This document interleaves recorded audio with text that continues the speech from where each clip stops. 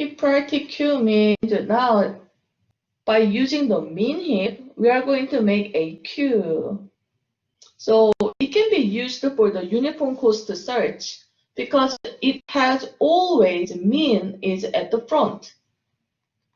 It guarantees min is always at the first item. So we do not really have to search it linearly one by one. We just create the root. So if we are using it, we need to know how to make it. So we are going to define class heap priority queue today. Let's think about some important method, push. Push means adding an item. When you push it to this data, you are going to add at the last first. I'm going to add value 1. That means index 10 will now have value 1. This is not a heap because parent is not smaller. Parent must be smaller. So if the child is smaller, we have to heap up. From the child, always compare with the parent. If the child is smaller, swap. Then compare with the parent. If the child is not smaller, stop. So heap up is done here.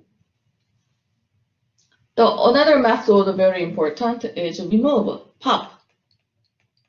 Pop means remove min, remove root, or min, minimum. To do this, we are going to do swap first and last. First. Because we cannot make a root as empty. So we are going to swap first and last. So now root has 4 and last has 1. Then remove last. So now this one is gone. So it's gone. Then currently 1 has 4. And index 5 was already changed to the 1 before.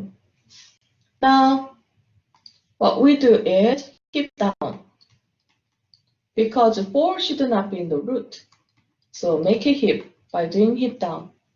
When I do heap down, I need to check 2 children, which one is smaller. If they are same, I may choose left one as default. Then compare with min child, with the parent. If a min child is smaller, swap. Now compare 2 children of this new parent. Then find the min child. If a min child is smaller, swap. Then find the children, but there's no children, so stop, heap down. This is how to pop. So you can see to implement those 2 methods, you need helper method, heap up and heap down. I just talk about the pop and push. Pick is just returning minimum value, so you don't do anything to the, don't add or don't remove. Reheap is you may need it somehow to make heap. This one means a make heap. We did in the heap sort. Then remove. This is for the iterable things. You need to be able to remove by index because our heap priority queue is iterable data structure. Iterable data structure means we can use it in the for loop. So to use in the for loop, that means to be able to iter, then to be able to return the next item, you have to define iter and next in your class. Then if you have a special way to have a next, you are going to implement the next method to make your own next rule. So in the back page, we have that. So this part is given. Heap priority queue has only default constructor. If you see here, it has 2 things. One is to store the data, so we use a list with index 0 as dummy. Then the other one is to make this object iterable. So we need some kind of a pointer to trace whenever we call next what will happen. So currently it's starting from 1 because 0 does not have any value. So there is how to define iter. It is just self, this object itself, like this. Then Next will be defined as my own next. So my own next method is here. You are going to go through you are going to store the queue's current index number. Then you are going to return that item. Then each time whenever you return the out, you are going to increase your current bound. But if current is reaching to the length, you are going to make stop iteration. That's why for loop stops after the last element.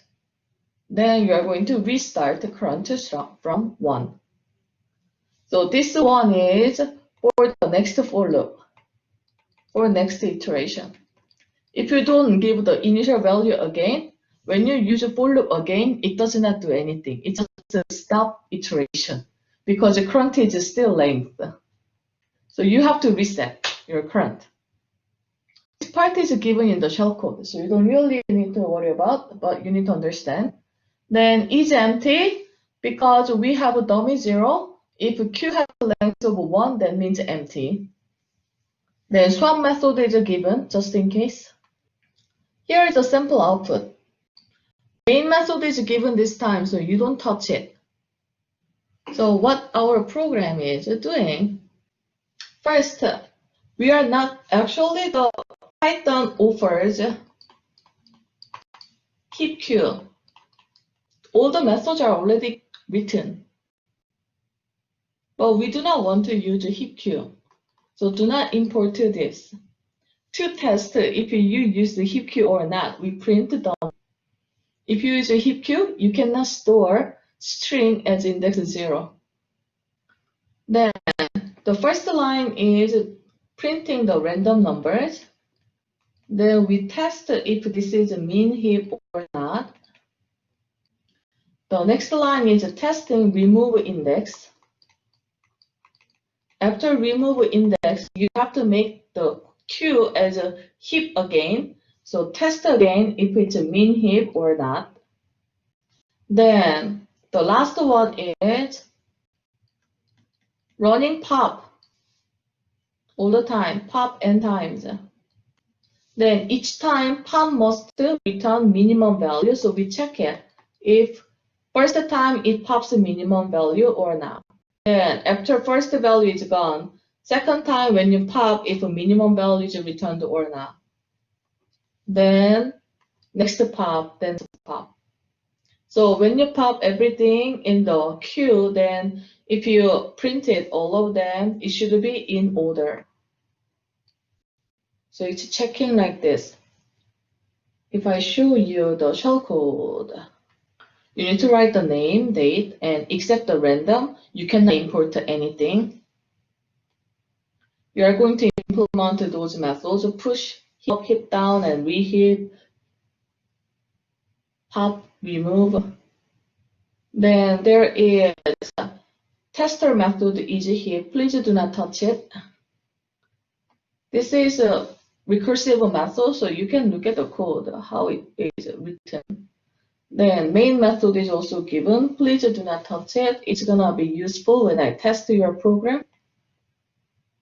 You can see how I tested too.